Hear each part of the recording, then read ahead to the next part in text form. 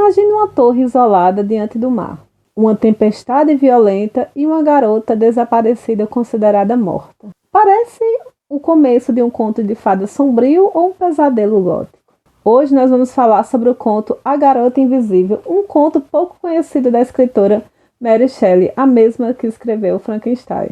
Mas o mais fascinante dessa história é que ela vai juntar elementos dos contos de fadas e também da vida real da própria escritora.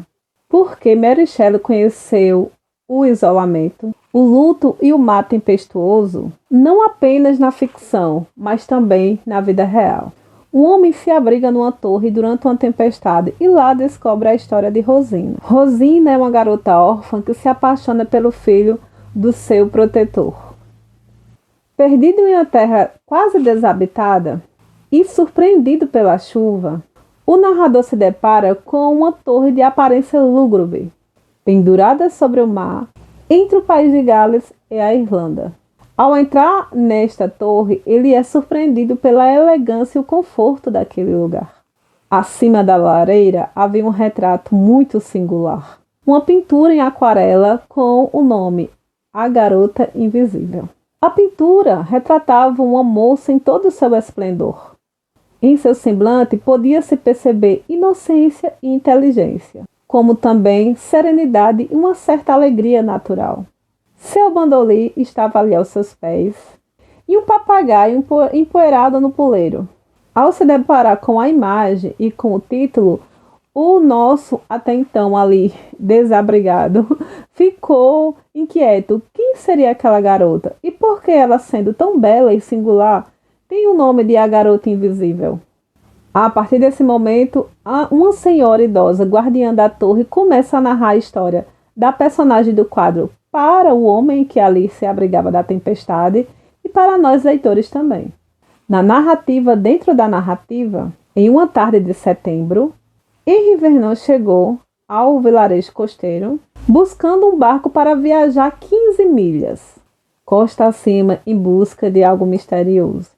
2 pescadores aceitaram a empreitada, até porque havia uma certa recompensa para quem aceitasse aquele desafio. Eles entraram no barco e enfrentaram uma brisa terrível e uma tempestade também.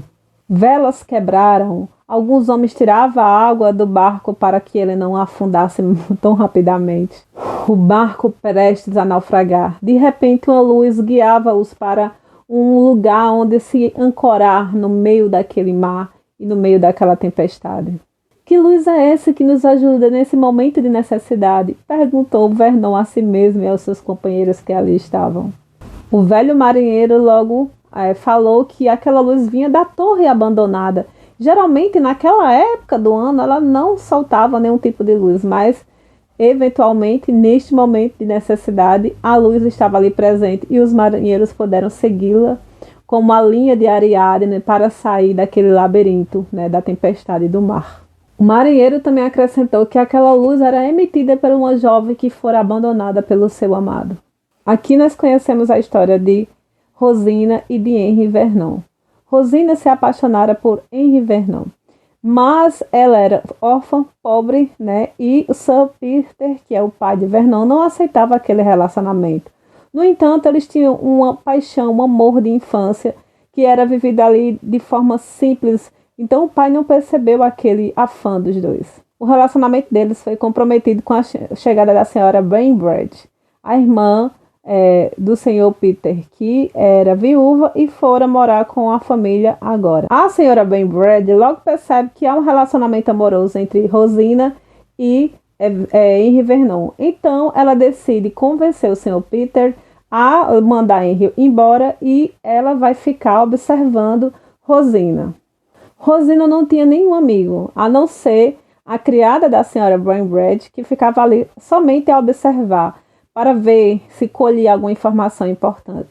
Finalmente, diante da opressão daquela mulher, Rosina escreve uma carta para seu amado pedindo ajuda. E neste momento a senhora Bainbridge consegue a prova e assim conta ao Sr. Peter. O Sr. Peter é muito iracundo e grosseiro. Ele não admite que aquela menina que ele ali tomara para si, para cuidar, esteja traindo-o, entre aspas, com o seu filho. Então ele resolve expulsar a menina de casa. Rosina deixou a casa sem planos, movida pelo horror frenético e o medo. O empregado a viu cruzar o parque, chorando e torcendo as mãos. O que aconteceu depois disso, ninguém mais viu. A garota simplesmente sumiu. Ficou invisível para a família e para todos. Após o sumiço de Rosina, o Sr. Peter ficou muito angustiado e com remorso. Tentou procurá-la, mas até então parecia que o rio tinha tomado aquela menina para si. Ela havia sumido. Assim como o Sr. Peter, né, e Henri Verneuil, nós também ficamos angustiados para saber o fim de Rosina. E você tem que ler a história, que é curtinha, para saber também.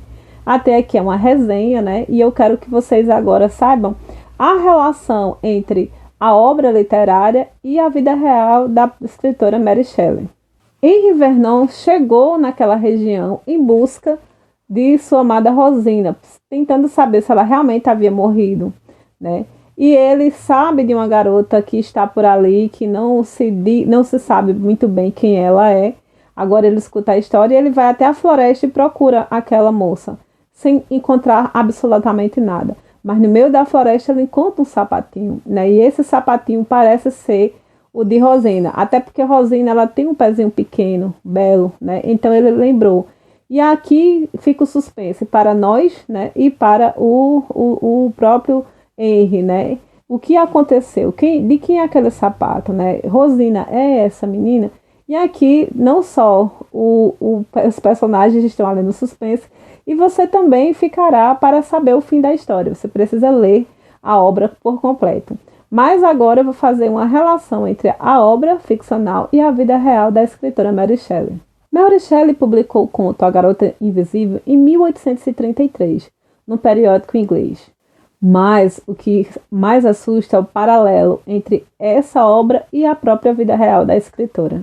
Em 1822, Mary Shelley morava com o marido Percy Bysshe Shelley na Vila Magni, na Itália.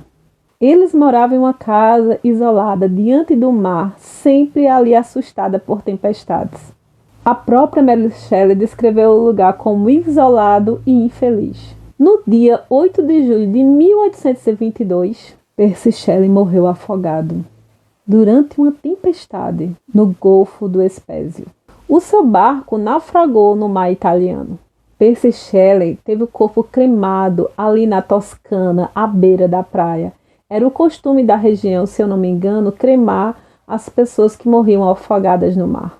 O coração de Percy Shelley não queimou, calcificou. Mary Shelley guardou o coração do amado calcificado envolto em um paninho de seda por quase 30 anos. O mar, os fantasmas do passado e o amor suportando até a morte para sobreviver é o tema presente aqui no conto e também na vida de Mary Shelley. É impossível ler o conto A Garota Invisível e não lembrar da vida de Mary Shelley.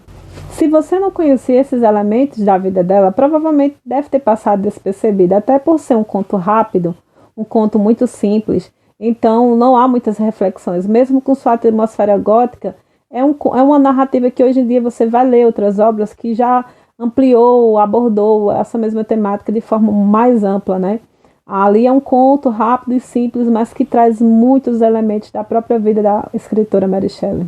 Logo, Mary Shelley, né, vendo ali a vivência no mar, na Toscana, e com a experiência de 1822, né, a perda do seu esposo amado, agora ela traz essa história desse jovem, né, que no meio de uma tempestade se depara com essa torre sinistrona e que ali abriga essa garota invisível. Ao observar o retrato, né, ele inquieta, pergunta, e a guardiã daquela torre, né, ela acaba contando a história da garota invisível, a história dentro da história, a história de Henri Verneuil, que foi outro náufrago que chegou ali, né, e que vai contar da onde surgiu. Aqui nós vamos perceber, né, que a história se passa em uma atmosfera totalmente gótica. Ruínas, natureza ameaçadora na figura do mar tempestuoso. Aparições fantasmagóricas ou aparições sem explicação. O sofrimento psicológico, né, dos náufragos ali, enfrentando a natureza indomável, né, e se deparando diante do medo, daquilo que não tem explicação. A heroína, no caso, a nossa história é Rosina, né, que ela, do início, ali da história em que Henry Vernon ele vai saber, né, que ele como náufrago chega, né, para saber quem é a garota invisível.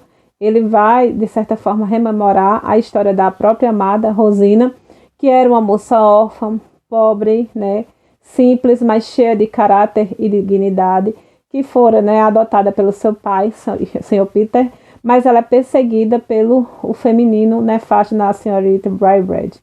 E é interessante que aqui, geralmente, a heroína gótica, né, ela enfrenta geralmente um opressor, na figura do patriarca ou de uma matriarca. No caso aqui, as duas coisas, né, se misturam, mas no caso, é o patriarca, que é o Sr. Peter, ele, de certa forma, ele é influenciado pela sua irmã a maltratar Rosina.